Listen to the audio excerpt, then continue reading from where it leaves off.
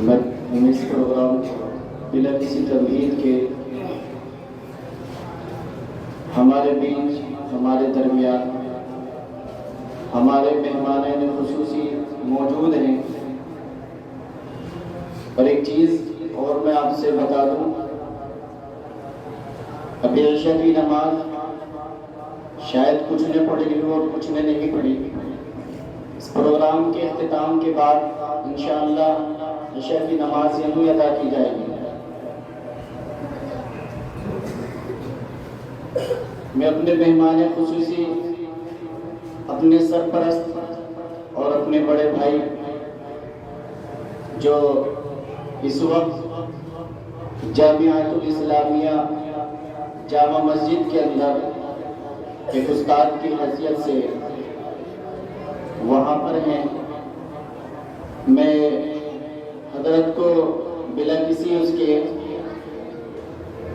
تھوڑی سی قرآن کریم کے اوپر یا یہ جو پروگرام چل رہا ہے اس مجلس کے اوپر روشنی ڈالنے کے لیے میں دعوت دوں گا حضرت مولانا مفتی مشاہد الاسلام صاحب امروی دامت برکاتہ مقدس اللہ العالی کو کہ حضرت اپنے نصیحانہ باتوں سے سامعین کے قلوب کو مجلہ و مصفح فرمائیں۔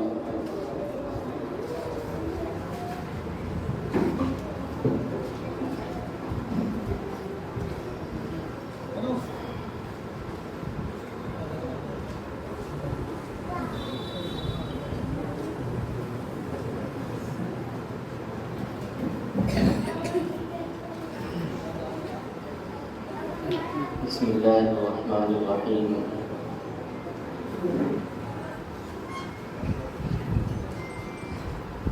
قال اللہ تبارک و تعالی فی کلامہ المجید ان هذا القرآن یہدی للتی ہی اقوم وقال النبی صلی اللہ علیہ وسلم ان اللہ یرفع بهذا الكتاب اقواما او کما قال علیہ الصلاة والسلام۔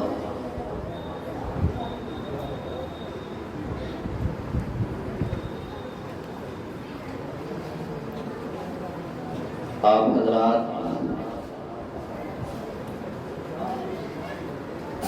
کافی وقت سے باضابطہ پروگرام کے افتتاح کا انتظار کر رہے ہیں۔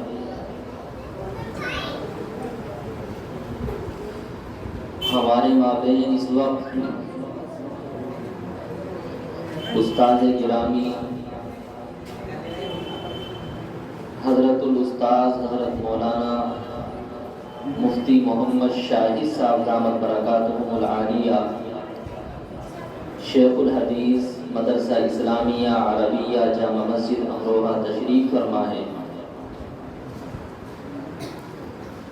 حضرت کی موجودگی میں چند باتیں آپ حضرات کے سامنے پیش کرنی ہے۔ ظاہر ہے کہ یہ کوئی باضابطہ ایسا جلسہ نہیں کہ جس کو جلسے کا عنوان دیا جائے، بلکہ ہمارے عنوان میں بھی دعائیہ تقریب ہے، اور دعائیہ تقریب کا منشا اور مقصد یہ ہوا کرتا ہے کہ قرآن کریم کی مناسبت سے کچھ باتیں بطور نصیحت ہمارے سامنے پیش کر دی جائیں، قرآن کریم کی فضیلت پر روشنی ڈالی جائے، اور پھر اس کے بعد اللہ رب العزت سے اس کی جلالت، اس کی عظمت اور اس کی شان کا واسطہ لے کر کے قرآن کریم کی تکمیل اور قرآن کریم کی مناسبت سے جو دستار بندی کا انعقاد ہوتا ہے، تو اللہ رب العزت سے اس بابرکت مجلس کے اندر دعا مانگی جائے کہ اللہ تعالیٰ قرآن کریم کی اشاعت کرنے والے، قرآن کریم کو پڑھنے والے، قرآن کریم کو سمجھنے اور سمجھانے والے اور اس کی تبلیغ کرنے والے اور اس کی کسی بھی اعتبار اعتبار سے دنیا کے اندر اشاعت کرنے والے تمام کے تمام لوگوں کو اللہ تعالیٰ قبول فرما لے اور اس میں ہمارا بھی حصہ شامل فرمائے۔ یہ پروگرام کا مقصد ہوتا ہے اور ہمارے آج کے اس پروگرام کا مقصد اور منشا یہی ہے۔ آج کے اس پروگرام کے روح رواں مولانا محمد عالم صاحب دامت برکاتہم العالیہ نے اس چیز کی طرف نشاندہی کی کہ ایک بچے کا قرآن کریم مکمل ہوا ہے، امتحان ہوئے ہیں، اس کے سلسلے میں کچھ انعامات تقسیم کرنے ہیں، بچے کے لیے دعائی یا تقریب کا انعقاد ہے، اسی مناسبت سے کچھ باتیں آپ حضرات کے سامنے پیش کرنی ہے۔ بہت لمبی چوڑی گفتگو نہیں کرنی، بلکہ قرآن کریم کی فضیلت پر دو باتیں آپ حضرات کے سامنے پیش کرنی ہے۔ قرآن کریم کی فضیلت کے ساتھ ساتھ ہمارے یہ بچے جو قرآن کریم پڑھ رہے ہیں یا قرآن کریم کی تعلیم کسی بھی اعتبار سے حاصل کر رہے ہیں، یہ بچے آنے والے زمانے میں ہمارے لیے کون سا سامان فراہم کر رہے ہیں اور آنے والے زمانے میں یہ بچے ہمارے لیے کس قدر مؤثر اور مفید ہو سکتے ہیں۔ تو اس چیز پر ہی روشنی ڈالنے کی ضرورت ہے، اس چیز کو بھی سمجھنے کی ضرورت ہے، اس لیے کہ بسا اوقات ایسا ہوتا ہے کہ جب آدمی بڑی عمر کو پہنچ جاتا ہے، اس بڑی عمر والے آدمی کے سامنے آ کر کے اگر کوئی چھوٹا بچہ اپنا کارنامہ ذکر کرتا ہے تو بڑے آدمی کے سامنے اس کے کارنامے کی کوئی حیثیت نہیں ہوتی۔ وجہ اس کی یہ ہے کہ وہ ایک ذہنیت سے اپنے آپ کو اس معیار کا سمجھ رہا ہوتا ہے، ایک ذہنیت لے کر کے وہ سوچ رہا ہوتا ہے۔ چھوٹے بچے نے آ کر کے اطلاع دی کہ ابا جی آج میں نے 2 اینٹیں اٹھا لی ہیں، تو اس ابا کی نگاہوں میں اس چیز کی کوئی حیثیت نہیں ہوتی کہ 2 اینٹیں اٹھا لینا کوئی کمال کی بات نہیں ہے۔ لیکن ظاہر سی بات ہے، آپ اس بچے کے معیار پر جا کر کے سوچئے گا کہ یہ 5 سالہ یا 6 سالہ بچہ ہے، اپنے ہاتھ میں اگر 2 اینٹیں اٹھا لیتا ہے تو اس کی جسامت اور اس کی طاقت کے اعتبار سے ان دونوں اینٹوں کا اٹھانا اس کے لیے واقعی بڑا کارنامہ رکھتا ہے۔ اور اسی پر بس نہ کریں بلکہ پھر ہم اس بچے کی ذہنیت کا اندازہ لگائیں کہ جو بچہ آج آگے بڑھ کر کے اپنے تمام کے تمام ساتھیوں میں 1 یا 2 اینٹ اٹھا کر کے اپنی طاقت کا مظاہرہ کر رہا ہے، تو یہ بچہ آنے والے وقت میں کس ڈگر پر پڑے گا، یہ بچہ آنے والے وقت میں کس راستے پر چلے گا۔ ہمیں اپنے بچوں کے تعلق سے آنے والا جو زمانہ ہے جس کو ہم مستقبل کہتے ہیں، اس آنے والے زمانے کے لیے پیش بندی کرنے کی ضرورت ہے، منصوبہ بندی کرنے کی ضرورت ہے۔ اور یہ در حقیقت جو مکاتب ہمارے درمیان چلتے ہیں، مدارس ہمارے درمیان چلتے ہیں، جن مدارس میں قرآن کریم کی تعلیم دی جاتی ہے، جن مکاتب میں اللہ رب العزت کے کلام کو پڑھنا اور پڑھایا جاتا ہے، جن مکاتب میں قرآن کریم کے تعلق سے دینی باتوں کو بچوں کو سمجھایا جاتا ہے، ان مکاتب کو آپ یہ نہ سمجھیں کہ یہ ایک چھوٹا سا مکتب ہے جو ایک عمارت کے اندر چل رہا ہے اور یہ وقتی چیز ہے، وقتی چیز نہیں، بلکہ میں آپ کو بطور مثال کہنا چاہوں گا، آج ہمارے درمیان جو شخصیت موجود ہے کہ جس کو ہم شیخ الحدیث کا عنوان بھی دیتے ہیں، اپنے علاقے کا سرپرست بھی مانتے ہیں، بلکہ ہم اگر یوں کہیں کہ وہ فخر امروہہ نہیں بلکہ فخر ہندوستان ہے، تو یہ ہمارے لیے کوئی بڑا جملہ نہیں ہوگا۔ یہ اگرچہ زبان کے اپنے منہ پر تعریف کرنا حضرت والا کی یہ میں مناسب بھی نہیں سمجھتا، لیکن آپ کے سامنے ایک بات میں بطور نمونہ کہنا چاہوں گا کہ کوئی زمانہ وہ بھی رہا ہوگا کہ حضرت والا نے اس طریقے سے اپنی 3-4 سالہ اور 5 سالہ زمانے میں، 7 اور 8 سالہ زمانے میں قرآن کریم کو پڑھا ہوگا، مکتب میں بیٹھ کر کے قرآن کریم کی تعلیم حاصل کرنے کی کوشش کی ہوگی۔ اللہ رب العزت نے اسی حاصل کرنے والے، اسی پڑھنے والے طالب علم کو اس معیار پر پہنچایا کہ آج وہ دین کی خدمت کرنے کے لیے، اسلام کی خدمت کرنے کے لیے در در کبھی ادھر ہوتے ہیں کبھی ادھر ہوتے ہیں، اور اللہ رب العزت نے حدیث کی خدمت کرنے کے لیے ان کو منتخب کیا ہوا ہے۔ تو میں کہنا یہی چاہتا ہوں کہ ہمارے درمیان اگر کوئی بچہ ہوتا ہے، وہ بچہ اگر بیٹھ کر کے پڑھ رہا ہے، قرآن کریم کی وہ تلاوت کر رہا ہے یا مکتب میں بیٹھ کر کے نورانی قاعدہ پڑھ رہا ہے، تو اس بچے کو آپ یہ نہ سمجھیں کہ یہ وقت گزاری یہاں پر کر رہا ہے،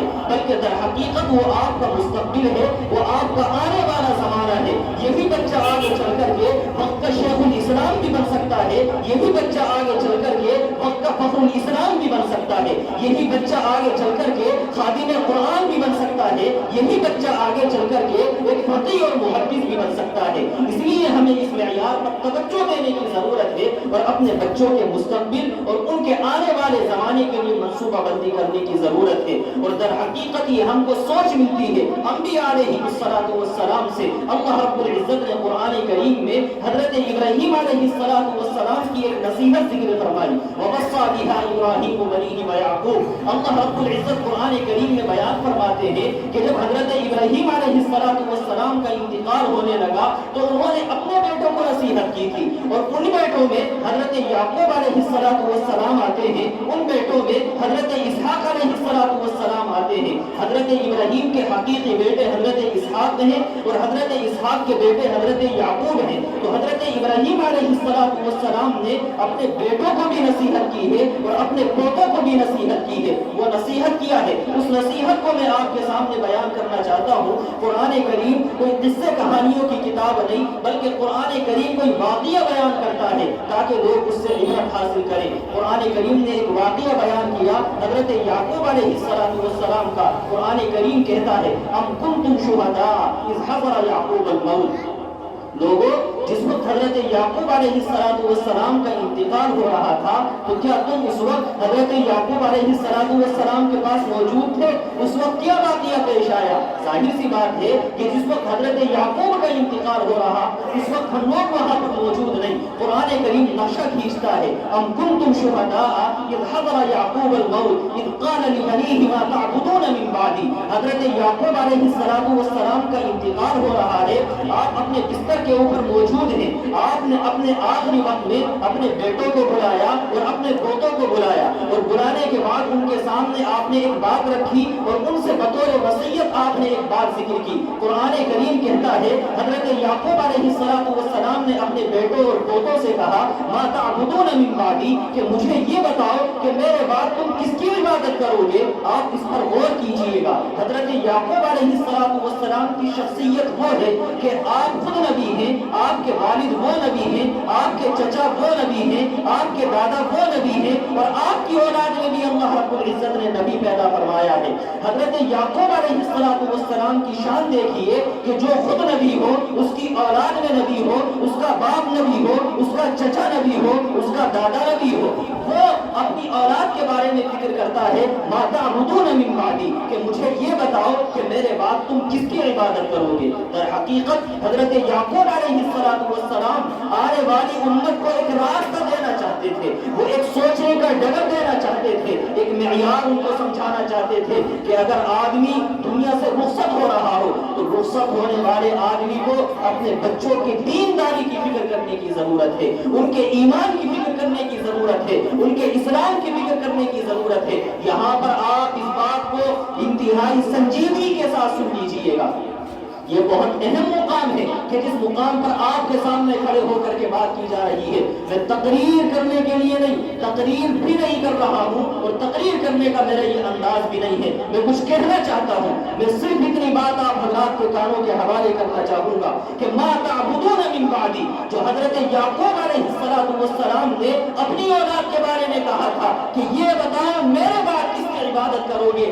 آج ہر دادا کو اور ہر باپ کو اور ہر چچا کو، ہر بھائی کو اور ہر شوہر کو اس بات کی فکر کرنے کی ضرورت ہے کہ وہ اپنی اولاد کے بارے میں، اپنے پوتوں کے بارے میں، اپنے بھائیوں کے بارے میں، اپنی بہنوں کے بارے میں اور اپنی بیوی کے بارے میں فکر کرے۔ ما تعبدون من بعدی، کہ میرے بعد تم کس کی عبادت کرو گے، تمہاری دینداری کی کیا گارنٹی ہے، تمہارے ایمان اور تمہارے اسلام کی کیا گارنٹی ہے۔ آج ہم جس ماحول میں جی رہے ہیں، اس ماحول میں آپ کو دیکھنے کی ضرورت ہے کہ آج ایمان پر پٹا لگایا جا رہا ہے، اسلام سے لوگوں کو دور ہٹایا جا رہا ہے، ان کی توحید کو توڑا جا رہا ہے، ان سے شرک کے کام کرائے جا رہے ہیں۔ آج ہمارے نوجوانوں میں کتنے ایسے جوان ہیں جو پب جی گیم کھیلتے ہیں۔ اس گیم کے اندر کیا ہوتا ہے، کھیلنے والا جب وہ ہارنے کے قریب ہوتا ہے یا اس کو پاور حاصل کرنے کی ضرورت ہوتی ہے، ایک بت کے سامنے جاتا ہے، وہاں جا کر کے پاور حاصل کرتا ہے اور اس کے بعد پھر وہ لڑنے مرنے کے لیے تیار ہوتا ہے۔ آپ غور کیجئے گا، لا الہ الا اللہ پڑھنے والا بندہ، قل هو اللہ احد کہنے والا بندہ، جو اللہ کو ایک کہتا ہو، اللہ کو ایک مانتا ہو، خالق و رازق کو مانتا ہو، طاقت و قوت اس سے حاصل کرنے والا بندہ ہو، آج وہ غیر اللہ کے سامنے ایک گیم میں کھڑے ہو کر کے اس سے طاقت حاصل کرتا ہے۔ آپ کیا سمجھتے ہیں کہ یہ ایک گیم ہے؟ جناب عالی، یہ گیم نہیں، بلکہ اس کے عقیدے کو خراب کیا جا رہا ہے، اس کے ایمان کو خراب کیا جا رہا ہے، اور یہ یہودی سازشیں ہیں، یہ اسلام مخالف سازشیں ہیں۔ اگر آج ہمارے بوڑھوں نے، آج اگر ہمارے داداؤں اور باپوں نے اس فکر کو نہیں سمجھا، اس سازش کو نہیں سمجھا، تو یاد رکھیے گا آپ کی آنے والی نسل مسلمان نہیں بلکہ مرتد ہو جائے گی۔ ہمیں اس چیز پر فکر کرنے کی ضرورت ہے کہ ہماری اولاد ما تعبدون من بعدی، ہماری اولاد ہمارے بعد کس کی عبادت کرے گی، ہماری اولاد کے ایمان کا کیا بنے گا، ہماری اولاد کے اسلام کا کیا بنے گا، یہ قرآن کریم پر کیا جان دے سکتے ہیں کہ نہیں، یہ قرآن کریم کو پڑھنا بھی جانتے ہیں کہ نہیں۔ آج ایک نوجوان لڑکی ہوتی ہے، آج ایک نوجوان لڑکا ہوتا ہے، کالج میں یونیورسٹی میں پڑھ رہے ہوتے ہیں، ان کو سب کچھ آتا ہے، اگر نہیں آتا تو دین کے نام پر ان کو علم نہیں آتا، اگر نہیں آتا تو اللہ رب العزت کی ذات پر ایمان اور یقین ان کو نہیں ہے، اگر نہیں ہے تو امام الانبیاء جناب محمد رسول اللہ صلی اللہ علیہ وسلم کے تعلق سے ان کا عقیدہ مضبوط نہیں ہے، ان کا عقیدہ پختہ نہیں ہے۔ ہمیں اس چیز پر فکر کرنے کی ضرورت ہے۔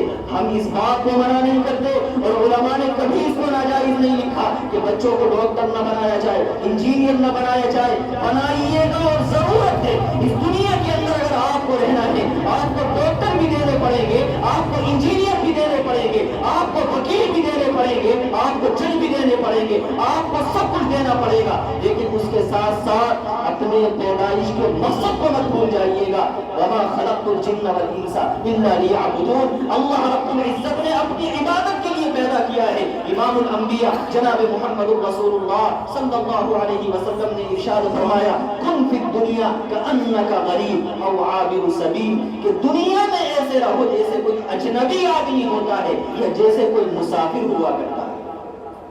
اگر کوئی آدمی سفر کر رہا ہو، وہ ٹرین میں جا کر کے بیٹھے، تو کبھی آپ نے ایسا نہیں دیکھا ہوگا کہ ٹرین کی سیٹ پر جا کر کے بیٹھا ہو اور اس نے اپنے بیگ کو کھولا ہو، کچھ کپڑے ادھر رکھے ہوں، کچھ برتن نکال کر کے ادھر رکھے ہوں، کچھ کپڑے وہاں پر لٹکائے ہوں۔ کیوں؟ اس لیے کہ وہ اپنے سامان کو کیوں نہیں کھولتا؟ نہ کھولنے کی وجہ یہ کہ اس کو معلوم ہے کہ اگلے 4 گھنٹوں کے بعد، اگلے 5 گھنٹے کے بعد مجھے کسی اسٹیشن پر ادھر جانا ہے۔ یاد رکھیے گا مسلمانوں، آپ اس بات کو سمجھ لیجئے گا، ہم جس کو اپنا باپ کہتے ہیں، حضرت آدم علیہ السلام، جن کو اللہ تعالیٰ نے سب سے پہلا انسان بنایا ہے، تو یاد رکھیے گا اللہ تعالیٰ نے ان کو انسان بنا کر کے سیدھا دنیا میں نہیں بھیجا ہے۔ اللہ تعالیٰ نے ان کو بنایا، اور بنانے کے بعد اللہ تعالیٰ نے جنت میں رکھا۔ جنت میں رکھنے کا مطلب یہ ہے کہ آپ کا اصل مقام یہ ہے، آپ کا اصل گھر یہ ہے، اور پھر اللہ رب العزت نے حضرت آدم کو دنیا میں بھیجا ہے کہ جاؤ دنیا میں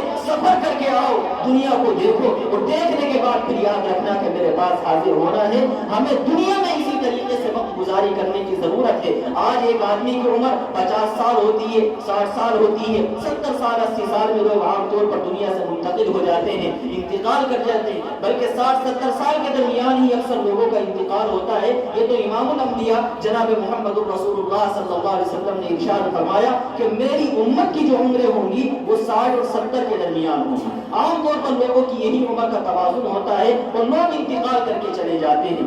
ہم اپنی اولاد کے لیے جتنی بھاگ دوڑ کر رہے ہوتے ہیں، اس کا مکان بنانے کے لیے، اس کی شادی کرنے کے لیے، اس کے کاروبار کو سیٹ کرنے کے لیے، ظاہر سی بات ہے ایک باپ کی یہ ذمہ داری بنتی ہے، ایک باپ کی اس چیز کی فکر کرنی چاہیے، لیکن ساتھ ساتھ اس کے آنے والی جو مستقل شروع ہونے والی زندگی ہے، اس زندگی کے بارے میں بھی فکر کرنے کی ضرورت ہے، غور کرنے کی ضرورت ہے۔ امام الانبیاء جناب محمد رسول اللہ صلی اللہ علیہ وسلم نے ارشاد فرمایا کلکم راعی کلکم راعی وکلکم مسئول عن رعیتہ، کہ تم میں سے ہر ایک آدمی حاکم بنا ہوا ہے، ہر ایک آدمی تم میں سے حاکم ہے، اور ہر آدمی سے اس کی رعایا کے بارے میں سوال کیا جائے گا۔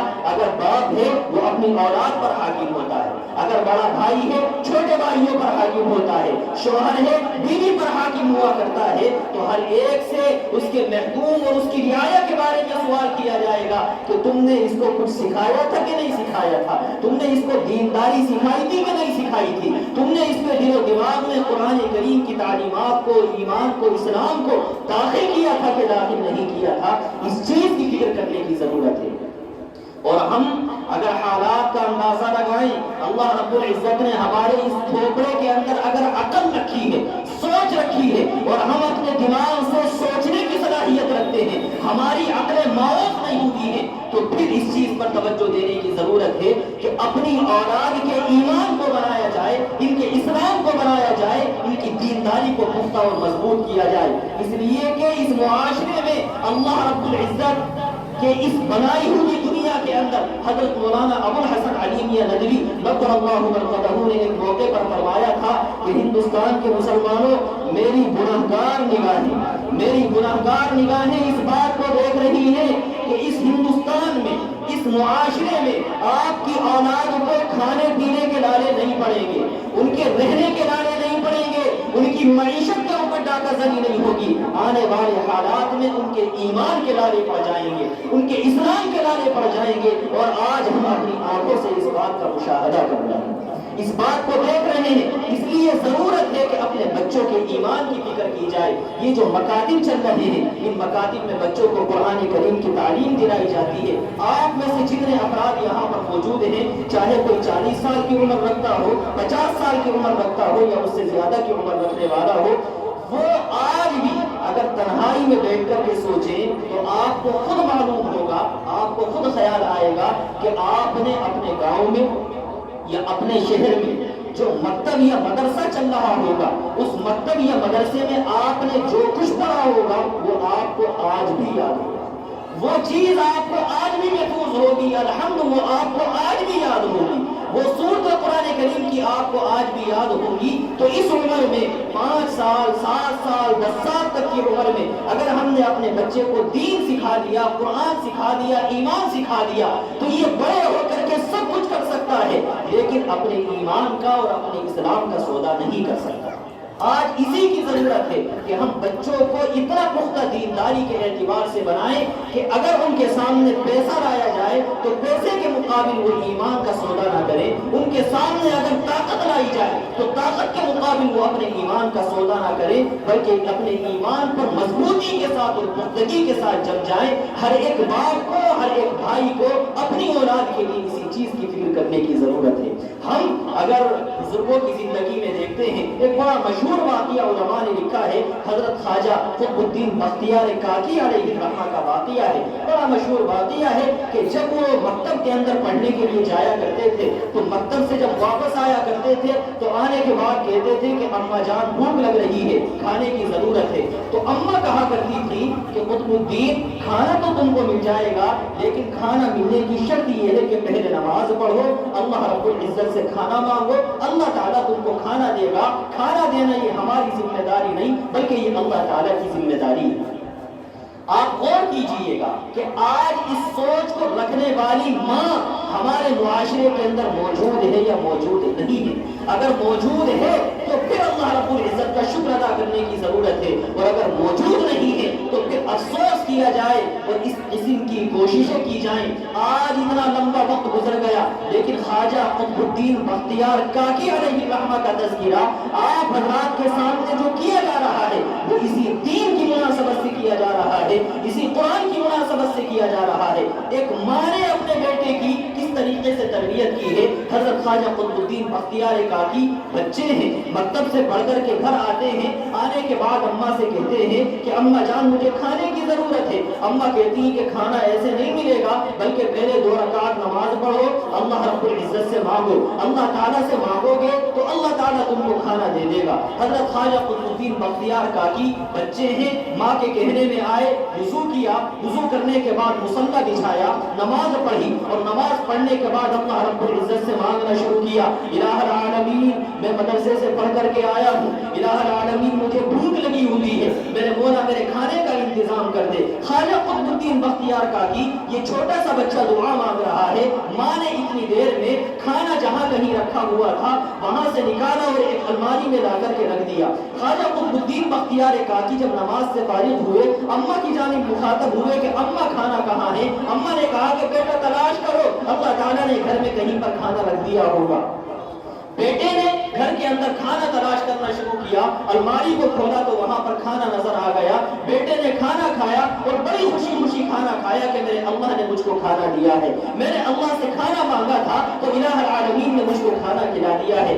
یہ ماں اس طریقے سے اپنے بیٹے کی تربیت کرتی رہی۔ ایک دن کا عجیب و غریب واقعہ پیش آیا کہ یہ ماں کسی کام کی وجہ سے اپنے رشتہ داروں میں گئی ہوئی تھی۔ بعض علماء نے لکھا ہے کہ ایک دن واقعہ یہ پیش آیا کہ ماں اپنے گھر میں تھی، یہ بچہ پڑھائی کا وقت اپنا فارغ کرنے کے بعد جنگل گھومنے کے لیے چلا گیا۔ جب یہ وہاں پر جاتا ہے، جنگل میں گھومتا ہے، اس درمیان ماں کو خیال آیا کہ میرے بچے کو کھانے کی ضرورت رہی ہوگی، آج اگر اس نے نماز پڑھنے کے بعد اللہ رب العزت سے کھانا مانگا اور اس کو معمول کے مطابق کھانا نہ ملا تو پھر کیا ہوگا۔ ادھر ماں کے دل میں یہ خیال آیا، ادھر خواجہ قطب الدین بختیار کاکی اپنے ساتھیوں کے ساتھ، اپنے ہم عمر ساتھیوں کے ساتھ جنگل کے اندر گھوم رہے ہیں، ٹہل رہے ہیں۔ ادھر درمیان میں نماز کا بھی وقت ہوتا ہے، کھانے کا بھی وقت ہوتا ہے، دوپہر کا وقت ہو رہا ہے، ادھر ماں فکر مند ہے، ادھر جنگل میں خواجہ قطب الدین بختیار کاکی ہیں۔ ساتھیوں نے کہا کہ قطب الدین بھوک لگی ہوئی ہے، آؤ گھر چلتے ہیں، وہاں جا کر کے کھانا کھائیں گے۔ قطب الدین کا چونکہ ایمان بن چکا تھا، ماں کی تربیت تھی، تو قطب الدین نے کہا کہ فکر کرنے کی ضرورت نہیں، یہیں پر ہم نماز پڑھیں گے اور نماز پڑھنے کے بعد اللہ رب العزت سے کھانا مانگیں گے، الہ العالمین ہمارے کھانے کا انتظام کر دے گا۔ آپ غور کیجئے گا کہ ایک بیٹا کہ جس کی تربیت کی گئی، وہ اپنے ہم عمر ساتھیوں کو بھی ایک ڈگر پر لے کر کے جا رہا ہے۔ اپنے ہم عمر ساتھیوں کو بچے نے کہا کہ آپ کھانے کی فکر نہ کریں، نماز پڑھیں، اللہ رب العزت سے مانگے، اللہ تعالیٰ مجھے کھانا دیتا ہے، وہ آج بھی کھانا دے گا۔ ادھر ماں فکر مند ہے، اس کو خیال آتا ہے کہ میرا بچہ آج جنگل گیا ہوا ہے، کہیں ایسا نہ ہو کہ بچہ اپنے معمول کے مطابق نماز پڑھ کر کے کھانا مانگے اور اس کو کھانا نہ ملے۔ ادھر خواجہ قطب الدین بختیار کاکی علیہ الرحمہ کی والدہ کو جب اس غم نے ستایا تو آپ نے فوراً نیت باندھی، اللہ رب العزت کے سامنے سجدے میں پڑ گئی کہ الہ العالمین، میں نے تیری ذات کے اوپر ایمان رکھنے کے لیے، تیری ذات کے اوپر یقین جمانے کے لیے اپنے بیٹے کو اتنے وقت تک ایک جگہ پر لے کر کے چلایا ہے، اور میں نے اپنے بیٹے کو روزانہ کھانا بنا کر کے دیا اور تیری طرف نسبت کرتی رہی کہ تو کھانا دے گا۔ الہ العالمین، آج اگر قطب الدین تجھ سے کھانا مانگے، میرے مولا اس کو مایوس مت کر دینا۔ ادھر ماں اللہ رب العزت کے سامنے گڑ گڑا رہی ہے، ادھر خواجہ قطب الدین بختیار کاکی اپنے ساتھیوں کے ساتھ جنگل میں نماز پڑھ رہے ہیں۔ نماز پڑھنے کے بعد انہوں نے اللہ رب العزت سے دعا کرنی شروع کی، الہ العالمین جنگل میں موجود ہے، کھانا کھانے کی ضرورت ہے، بھوک لگی ہوئی ہے، گھر جانے میں وقت لگ جائے گا۔ خواجہ قطب الدین بختیار کاکی ادھر دعا مانگ رہے ہیں، ادھر ماں اللہ رب العزت کے سامنے گر گڑا رہی ہے۔ اللہ رب العزت نے ماں کی دعا کو قبول کیا، وہ عرش اعظم پر موجود الہ العالمین ساتوں آسمانوں کو پھاڑتے ہوئے ماں کی دعا عرش اعظم پر گئی ہے۔ اللہ رب العزت نے حکم دیا، خواجہ قطب الدین بختیار کاکی جو بچوں کے ساتھ بیٹھ کر کے دعا مانگ رہے ہیں، علماء نے لکھا ہے کہ بالکل آسمان سے سجا ہوا ایک دسترخوان آیا ہے اور اس دسترخوان میں کھانا موجود تھا، بچوں نے وہ کھانا کھایا۔ قطب الدین بختیار کاکی کھانا کھا کر کے جب گھر واپس تشریف لائے ہیں، ماں نے پوچھا کہ بیٹے دوپہر کا کھانا کیا ہوا؟ بیٹے نے کہا کہ اماں جان روزانہ اللہ تعالیٰ سے مانگتا ہوں، آج بھی میں نے اللہ سے کھانا مانگا، لیکن روزانہ کے معمول کے مطابق آج کے معمول میں فرق تھا، روزانہ جو مجھ کو کھانا ملتا تھا اس کا ذائقہ کچھ اور ہوتا تھا، لیکن آج کے کھانے کا ذائقہ وہ ہے کہ میں اس کو بیان نہیں کر سکتا۔ یہ خواجہ قطب الدین بختیار کاکی کی والدہ ہے۔ یہ قطب الدین بختیار کاکی آپ جانتے ہیں کون ہیں؟ قطب الدین بختیار کاکی وہ ہیں کہ جو خلیفہ ہیں حضرت خواجہ معین الدین چشتی اجمیری علیہ الرحمہ کے۔ خواجہ معین الدین چشتی اجمیری کا نام آپ لوگوں نے سنا ہوگا، یہ وہ عظیم شخصیت ہے کہ جس سے اللہ رب العزت نے ایمان اور اسلام کی سربلندی کے لیے کام لیا ہے۔ تو ہم کہنا یہ چاہتے ہیں کہ ایک ماں کو آج اسی ڈگر پر سوچنے کی ضرورت ہے، اسی طریقے سے اپنے بچوں کی تربیت کرنے کی ضرورت ہے۔ ایک واقعہ آپ کے سامنے اور سناتا چلوں، وقت اگرچہ لمبا ہو رہا ہے۔ حضرت بایزید بسطامی علیہ الرحمہ کے بارے میں علماء نے لکھا ہے، بایزید بسطامی اتنی عظیم شخصیت گزری ہے، اتنی بڑی شخصیت گزری ہے، میں بہت بڑا جملہ آپ لوگوں کے سامنے بولنے جا رہا ہوں۔ آپ نے شیخ عبد القادر جیلانی کا نام سنا ہوگا۔ شیخ عبد القادر جیلانی جیسی شخصیت بایزید بسطامی کے سامنے گھٹنے ٹیکنے پر مجبور ہو جاتی ہے۔ بایزید بسطامی کی وہ شخصیت ہے، ان کا واقعہ لکھا ہے کہ بچپنے کا زمانہ ہے، ماں نے جب دیکھا کہ اکلوتا بیٹا ہے، شوہر کا انتقال ہو گیا، تو ماں نے یہ سوچا کہ میرا بچہ یہ مکتب میں جا کر کے اگر پڑھ لے گا تو کیا ہی اچھا ہوگا۔ ماں نے مکتب سے ایک استاد جی کو بلایا اور بلانے کے بعد کہا کہ میرا یہ بچہ ہے، اس بچے کو آپ قرآن کریم پڑھا دیجئے۔ بایزید بسطامی کو استاد جی لے کر کے مکتب میں چلے گئے۔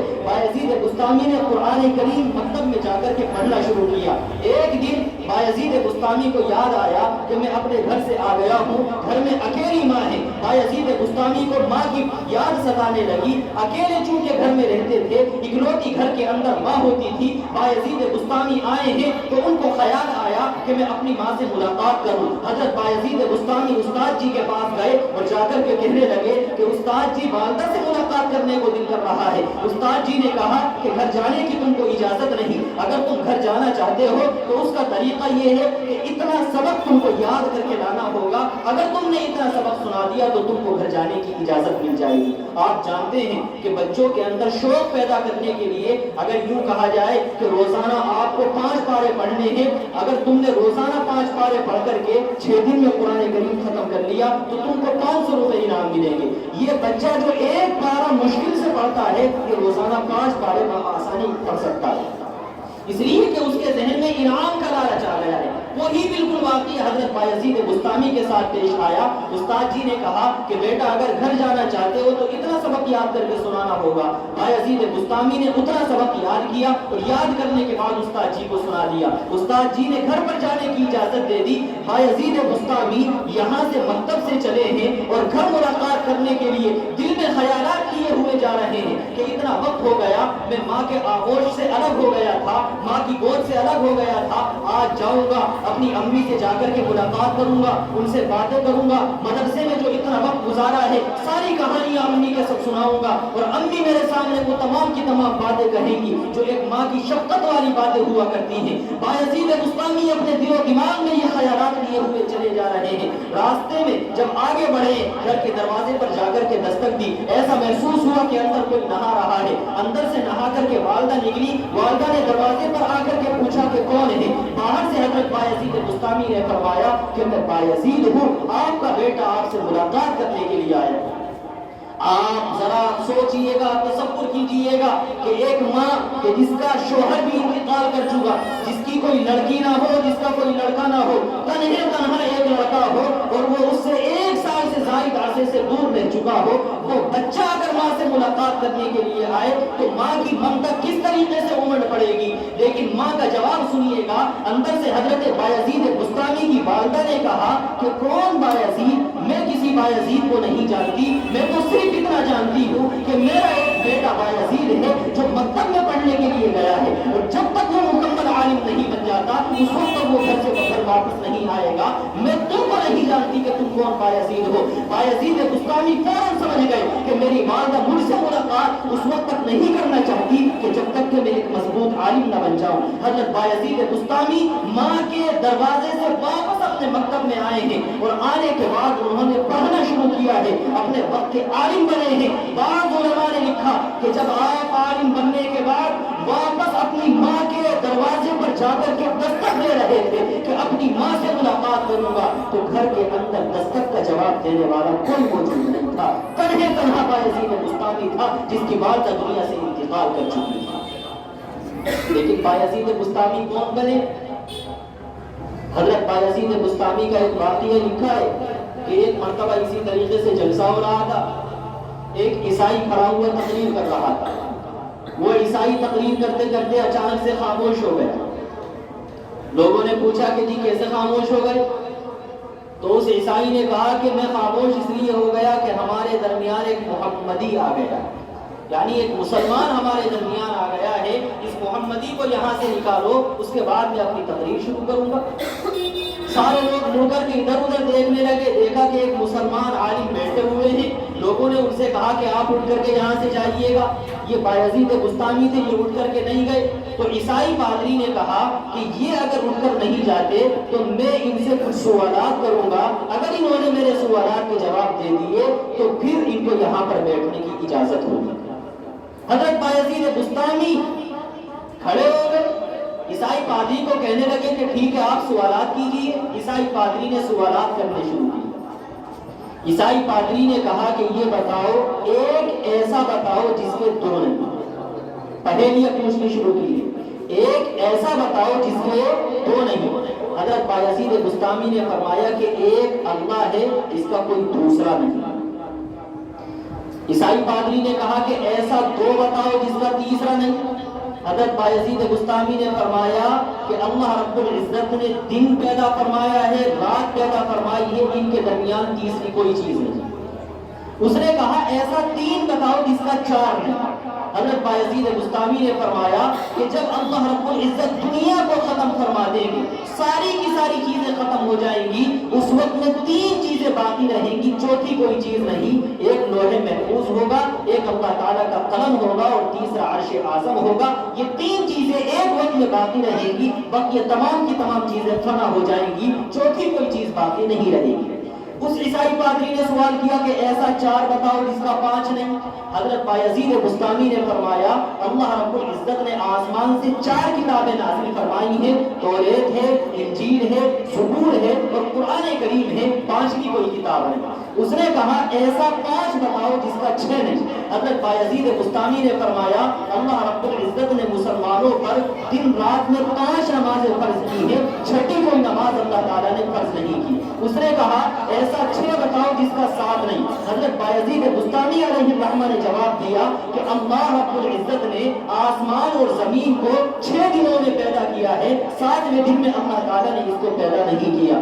اس نے پھر سوال کیا کہ ایسا 7 بتاؤ جس کا 8 نہیں۔ حضرت بایزید بستامی علیہ الرحمہ نے جواب دیا اللہ تعالیٰ نے 7 آسمانوں کو بنایا ہے، 7 زمینوں کو بنایا ہے، نہ 8واں کوئی آسمان ہے نہ 8ویں کوئی زمین ہے۔ اس نے پھر سوال کیا کہ ایسا 8 بتاؤ کہ جس کا 9 نہیں۔ حضرت بایزید بستامی علیہ الرحمہ نے جواب دیا کہ قیامت کے جب میدان محشر لگا ہوا ہوگا، اللہ رب العزت کا عرش آسمان سے آئے گا تو اللہ تعالیٰ کے عرش کو اٹھائے ہوئے 8 فرشتے ہوں گے، 9واں کوئی فرشتہ نہیں ہوگا۔ وَيَحْمِلُ عَرْشَ رَبِّكَ فَوْقَهُمْ يَوْمَئِذٍ ثَمَانِيَةٌ کہ اس دن اللہ تعالیٰ کے عرش کو اٹھائے ہوئے 8 فرشتے ہوں گے، 9واں کوئی فرشتہ نہیں ہوگا۔ اس نے پھر سوال کیا کہ ایسا 9 بتاؤ کہ جس کا 10 نہیں۔ حضرت بایزید بستامی علیہ الرحمہ نے جواب دیا کہ حضرت ہود علیہ السلام کی قوم میں بڑے بڑے 9 ڈکیت تھے، 10واں کوئی ڈکیت نہیں تھا۔ اس نے پھر سوال کیا کہ ایسا 10 بتاؤ کہ جس کا 11 نہیں۔ حضرت بایزید بستامی نے جواب دیا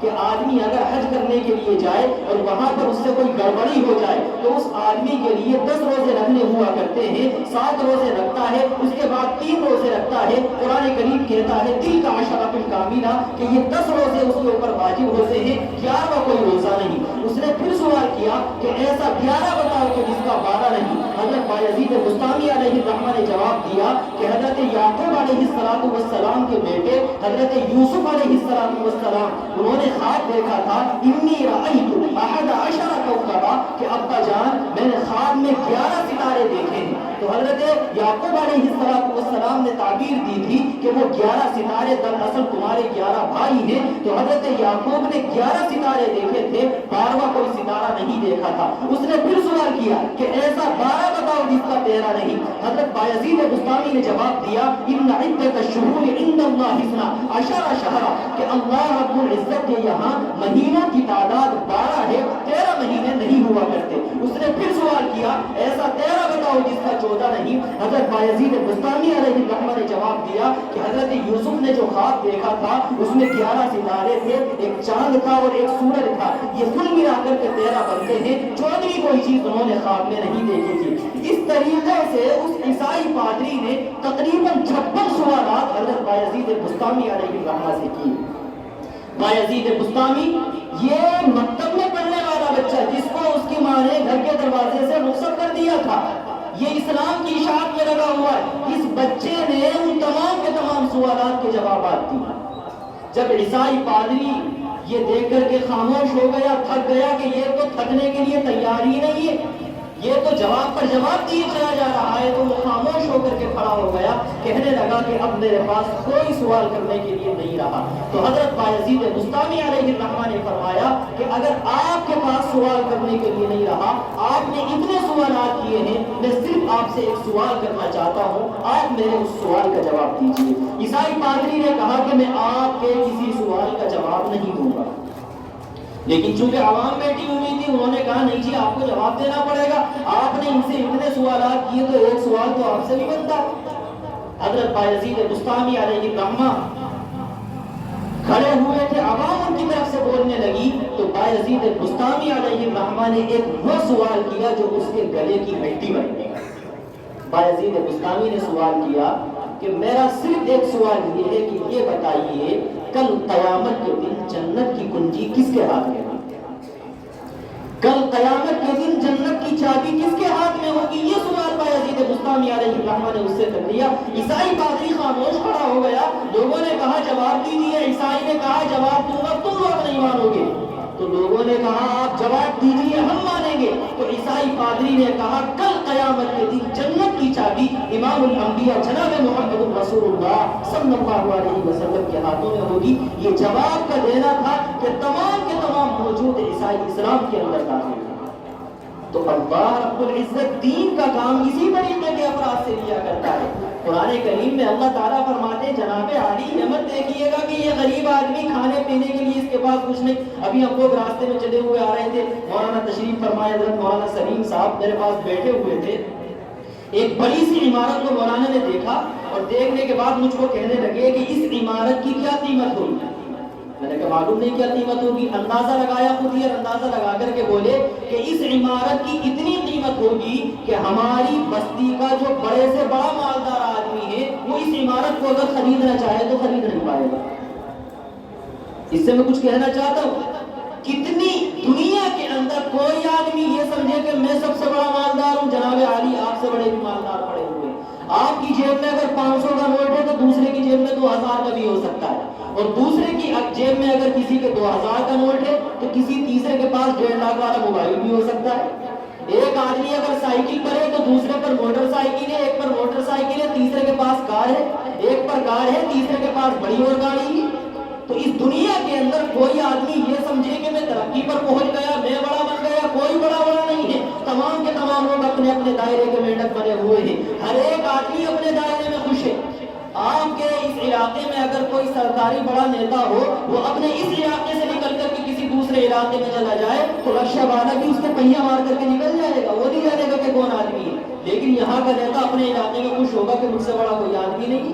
تو یہ تو دنیا کی صورت حال ہے، ہر آدمی اپنے علاقے کا میڈک بنا ہوا ہے۔ تو اس چھوٹی سی اور فانی دنیا کے اوپر ہم خوش ہو کر کے اپنی حقیقی زندگی کو قربان کریں، یہ کہیں کی کوئی عقل مندی نہیں۔ عقل مندی یہی ہے کہ ہم اس زندگی کے لیے کوشش کریں کہ جو زندگی ہمیشہ رہنے والی ہے، دائمی ہے، مسلسل باقی رہنے والی ہے، اور وہ زندگی ہے ایمان کے ساتھ زندگی، اسلام کے ساتھ زندگی، قرآن کریم کی تعلیمات پر عمل کر کے زندگی، امام الانبیاء جناب محمد رسول اللہ صلی اللہ علیہ وسلم کی سنتوں پر عمل کر کے زندگی، یہ اصل زندگی ہے۔ اللہ رب العزت سے اسی زندگی کو مانگتے رہنا چاہیے۔ نبی اکرم صلی اللہ علیہ وسلم نے فرمایا انما الاعمال بالخواتیم، کہ اعمال کا دار و مدار خاتمے پر ہوا کرتا ہے۔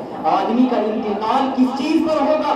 مرنے والا ایمان پر مرے گا یا مرنے والا کفر پر مرے گا، کچھ نہیں کہہ سکتے ہیں۔ ایک آدمی پوری زندگی نمازیں پڑھتا ہے لیکن آخری وقت میں اس کا اس ایمان پر خاتمہ نہ ہو، اس کا کفر کے اوپر خاتمہ ہو جائے، تو پھر کیا گارنٹی دی جا سکتی ہے؟ اور ہم تو حضرات صحابہ رضوان اللہ تعالی علیہ اجمعین کی زندگی میں اس چیز کو دیکھتے ہیں، بلکہ خود نبی اکرم صلی اللہ علیہ وسلم دعا مانگا کرتے تھے اللہم ثبت قلبی علی دینک، الہ العالمین اپنے دین کے اوپر میرے دل و دماغ کو مضبوطی سے جما دینا۔